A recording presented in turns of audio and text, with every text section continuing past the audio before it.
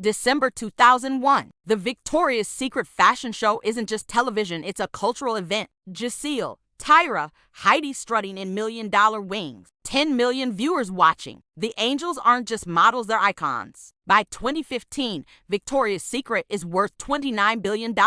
Over 1,000 stores. Complete dominance of the lingerie market. The pink shopping bags are everywhere. This brand doesn't just sell underwear, it defines sexy for an entire generation. But today, the fashion show is canceled. Stores are closing by the hundreds. The brand is worth a fraction of its peak. The angels are grounded. What happened? How does the most powerful brand in lingerie collapse in less than a decade? The answer involves a sex trafficker, a toxic culture of harassment, tone-deaf executives, and a brand that refused to evolve while culture moved on without them. For 20-plus years, Victoria's Secret sold one vision of beauty, the angel. Requirements: 5'9" plus, thin but curvy in specific places, young, overwhelmingly white. The average American woman is 5'4" and size 16. Victoria's Secret barely made sizes above large. Women of color were tokenized. Trans women were explicitly excluded. If you didn't fit the mold, the message was clear: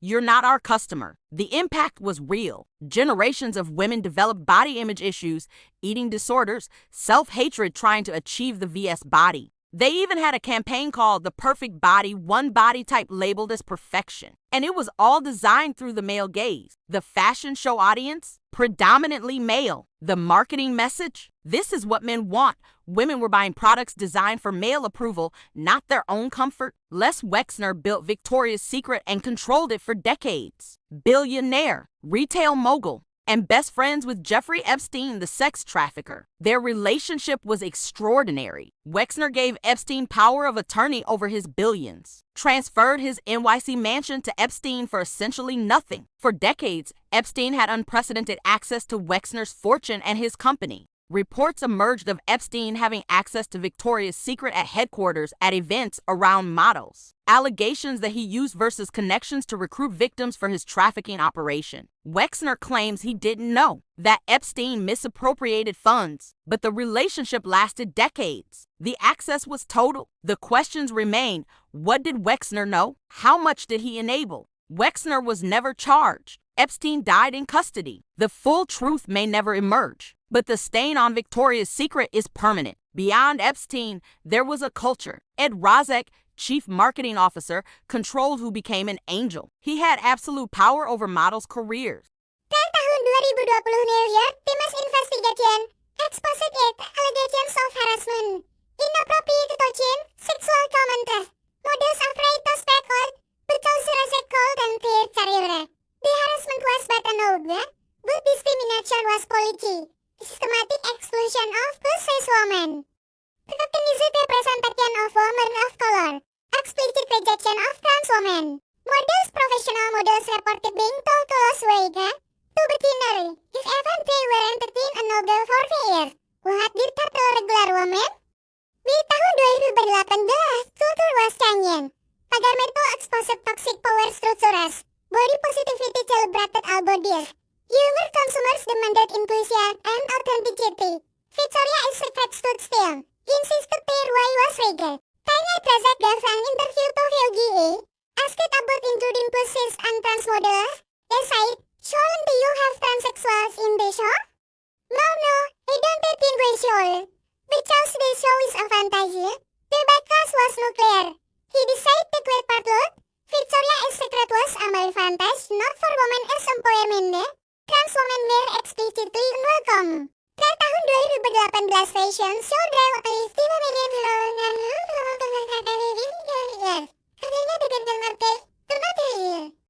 Elizabeth Bowman, celebration, not aspiration. It went viral. This was what people wanted. And Victoria's Secret looked like a relic.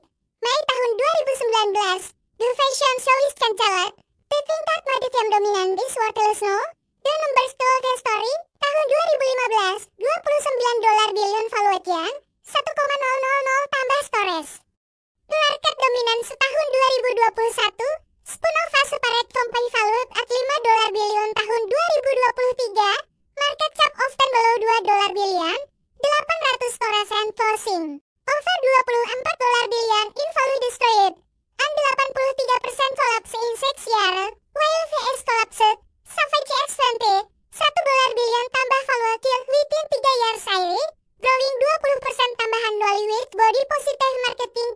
and others. Tapi massive market share away? Cultural irrelevance, scandal after scandal. Better competition offering what women actually wanted. Failure to adapt, an obsolete business model built on values culture rejected. Les Wexner finally resigned in February tahun 2020 after the anxiety investigation. After 57 years, Asis hampir burned. Acid collapsed, vs Ritocanye. Hearing diverse models after years of exclusion. Limited sees inclusivity. Marketing about empowerment, nobody believed it. Jan tahun 2021, they announced their VS Collective replacing angles with accomplished women like Meghan Rapinoe and Priyanka Chopra. The response, too late. Performative. We don't believe you. The cognitive dissonance was staggering. Meghan Rapinoe, a gay activist who challenges conventional femininity representing a brand built on the male gaze. You can't be both old and new. Victoria's Secret. The brand was the angels. Was one narrow standard. Remove that, and what's left? Nothing distinctive, just another brand with terrible baggage. The rebrand failed. The collective was forgotten. Sales kept falling. Stores kept closing. The collapse continued. Victoria's Secret's collapse teaches us about culture, power, and accountability. On beauty standards, one company had the power to define sexy for a generation. That power caused real harm: eating disorders, body hatred, psychological damage. The cultural shift toward body positivity and inclusion represents progress, but the damage to past generations remains. On corporate power, harassment happened. Discrimination was policy. The Epstein connection existed, all ignored while the company made billions. Only when profits collapsed did accountability become possible. The lesson: in corporate America, ethics matter only when profit is threatened. On cultural evolution, versus thought they were too big to fail. But culture evolved, values changed. Younger generations rejected narrow standards. The market voted with wallets.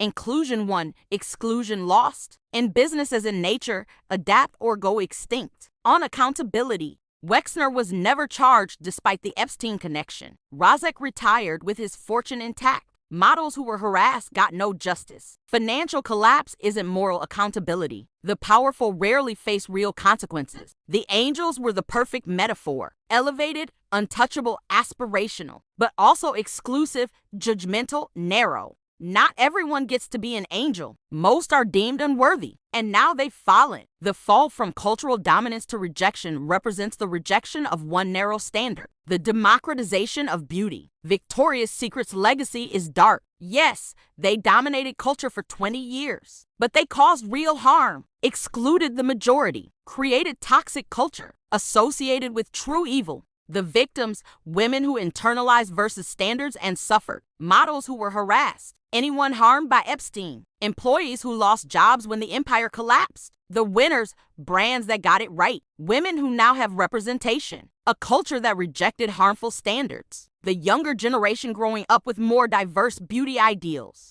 Walk through a mall today if you can find a Victoria's Secret.